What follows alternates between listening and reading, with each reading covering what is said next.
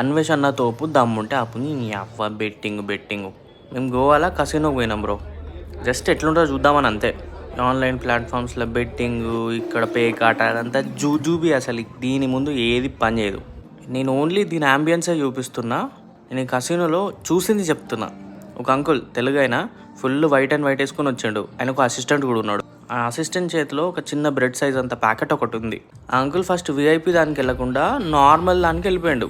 ఆ కవర్లోంచి ఒక కట్ట తీసిండు అంతే, 500 నోట్ల కట్ట. ఆ ఫ్లోర్లో 200 నుంచి 5000 వరకే ఒక గేమ్కి ఆడగలుగుతాం. కానీ ఆయన అక్కడ ఒక సెకండ్ కూడా ఉన్నీలే, డైరెక్ట్ వివిఐపి లాంజ్కి తీసుకొని పోయారు ఆయన్ని.